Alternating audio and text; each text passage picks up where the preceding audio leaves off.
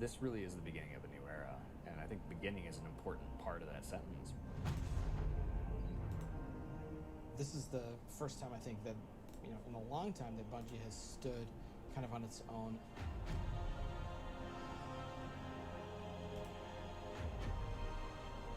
And we're self-publishing. It's a really big deal. There's a huge opportunity here for us to really make our own decisions. It's a turning point for us. We are in charge of our own destiny. It's empowering and terrifying at the same time. There are only two groups who are going to decide what happens to Destiny next: Bungie and the players who play Destiny.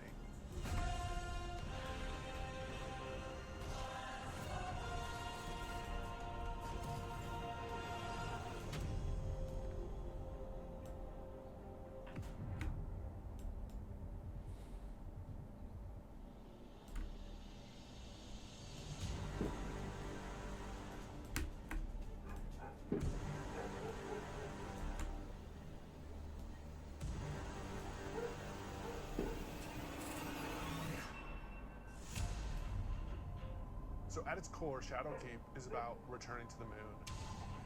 We haven't been to the moon in a while, since Destiny 1, and a lot's changed.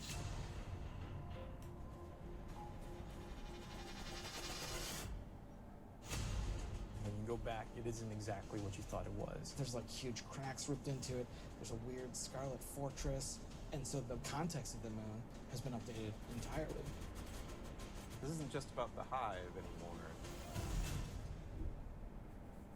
It's about something else, something terrifying.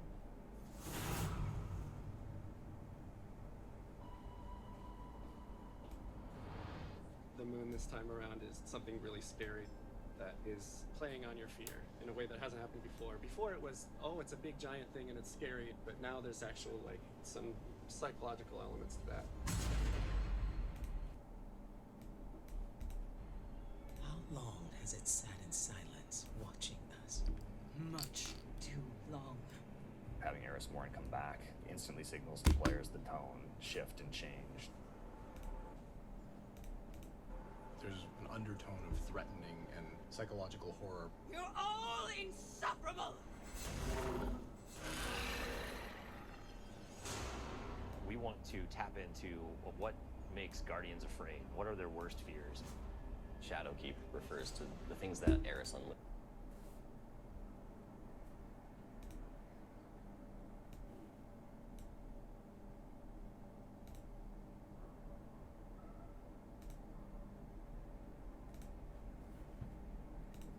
On the solar system, nightmares are manifestations of a Guardian's past.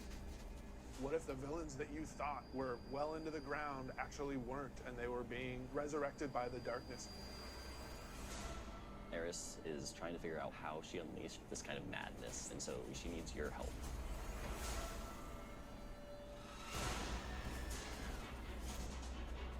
You can't just kill them and make them go away. What if you can't do all of the things that you've grown accustomed to doing? Being unable to achieve what you're trying to achieve, no matter how hard you try. Players, they think we can deal with this. We killed Crota, like we killed orcs. Like, no big deal, right? Well, you're gonna get there and you discover it's a bigger deal than you even thought it could be. The darkness is actually a lot closer than you realized. Now you know my suffering. ¿Qué hace? ¿Tienes el bañador ahí? Grabándolo. ¿Tienes el bañador? Lo tengo ahí.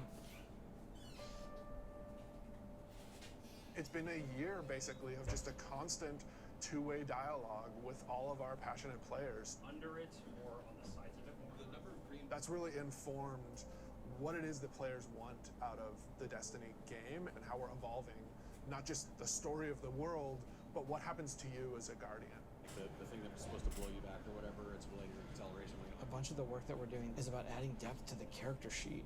The teams are thinking about how do we want to evolve armor, get more stats into the game, get more player customization. How can we get the depth of pursuit for how you want to play with this awesome character you've been building now for, some of us 5 years. And like completely new ways of deepening the character RPG that we all know and love and want to be better.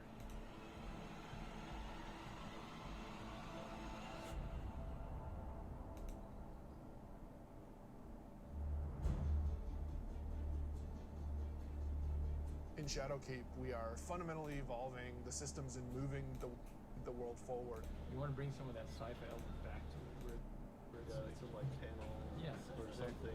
We've been dancing this line between, I'm like, are we RPG enough? Are we not RPG enough? And now we're like, you know what? Screw it. Let's just go all in and just say, like, hey, let's give players what they want. Allow them to kind of like customize the players and their habits and their game modes and all that stuff as much as they want to. So in Shadowkeep, what we're doing is changing the way that armor, perks, and mods work pretty significantly. Right now in the game, if you have an armor set that you like the look of, but you have another armor set that you like the way it plays, you're probably going to pick the one that you like the way it plays. Armor 2.0 is focused on allowing you to take the mods that you've unlocked and apply them to any given piece of armor. When I move my cursor over one of these mod sockets, it immediately shows me all of the mods that are available to me. Personally, I'm excited about the artifact. Players just get to kind of like fidget with these knobs and switches and do all the things that they want to do.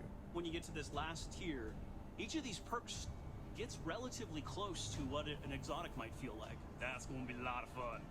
It's going to be a lot of fun.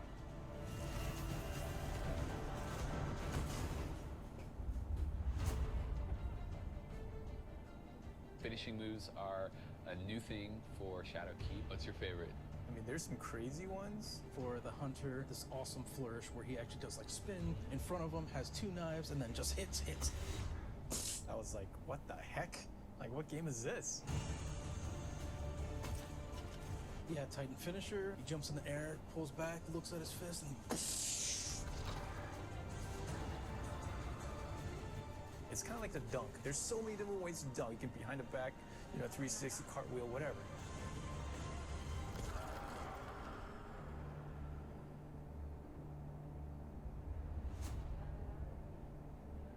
We're in the playtest lab every day, trying to figure out what's good for the game, what do people want, what have they been asking for, trying new ideas. So I want to try. I've added radar hiding. Let me know how it feels to get shot by the heavy bow. I am working on an exotic heavy bow, and I'm just working on figuring out some knockback, trying to see how big this. Okay, that's probably too much, but you get the idea. This is an exotic trace rifle. Fire it on an enemy and it creates a big old crit spot. Here's a hand cannon that Victor's working on. It fires special ammo, and it's a little bit like a one-handed sniper.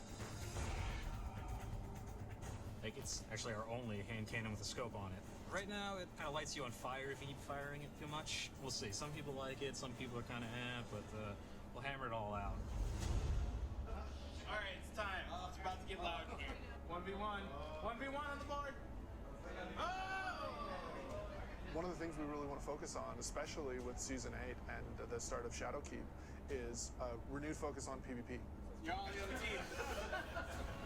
We're updating labs to include some much-loved game types from the past. We're also redoing a bunch of the playlists and how they work.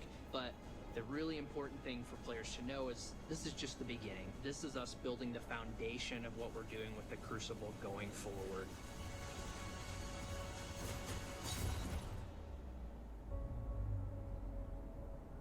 Previously, you would have a 20, 40, 60-hour climb before you could do what's considered in-game content. And now you can pretty much do that immediately. We want you to feel like you are in the end game from the moment you step on the planet. Leveling up your Guardian and becoming more powerful, overcoming dungeons, overcoming raids. For the raid, we had multiple destinations that we were considering, and Black Garden was like immediately top of the list. And everyone was like, yes, and I was like, yes, that's what I wanted.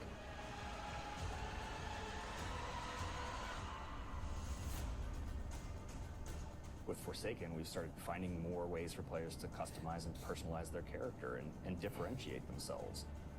Shadowkeep's going to push even further in that direction. The word, which is really guiding us in a bunch of ways, is depth. It's about experiential depth. When we look at how we're thinking about the next 3-5 years, it's really important to us. It's cool to have a game that you can invest in with your friends, tweak your monster killing machine and make it 2% better every weekend, doing different things and figuring out how to craft this perfect build that you feel like is your own. Like, that is cool. There's nothing nerdy about it. We're like happy to own that. We're gonna stay on the corner.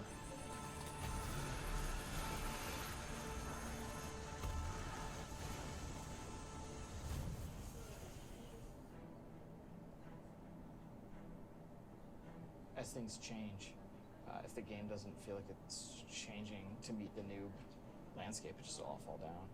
Part of our DNA is finding different ways to bring people together.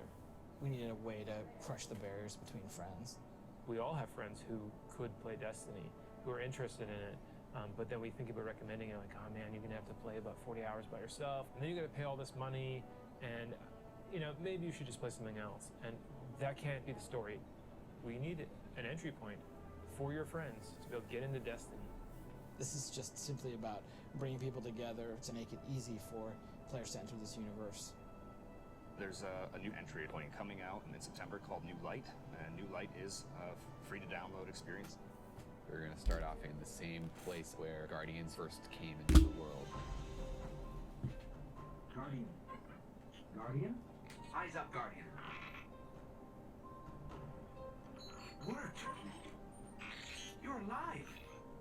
You started in the Cosmodrome. You're going back. Going back. Yeah, blast from the past. Okay, it's not going to break orbit, but it just might get us to the city. It's as easy as come in, make a character, play the amazing introduction to the game, and then land in the tower. And then we'll set them loose to open up the world as they see fit. And have sort of an array of potential in front of you. You can just start playing the game and get into some of the same activities that your friends might be playing. The campaigns from D to Year 1, the Red War, Curse of Osiris, Warmind. Every world we have will be available for them to explore and to free roam and to do bounties on. Every cooperative strike, whether they're playing with friends or matchmaking, every competitive multiplayer map. The D2 Year 1 raids like Leviathan. Full access to Gambit, the hybrid mode that we have. All these things are available to them for nothing.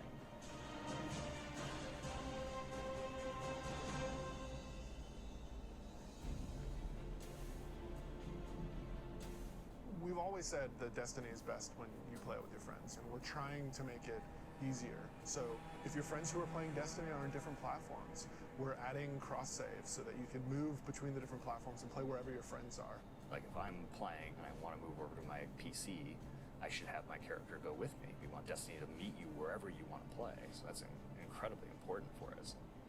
We wanted cross-save before we shipped Destiny 2, right? Like a bunch of it was built. We just couldn't get there for capital R reasons, and many of those reasons have disappeared. So we are headed full steam ahead on that, and we got to figure out how we're going to get there and how we're going to give the players what they want.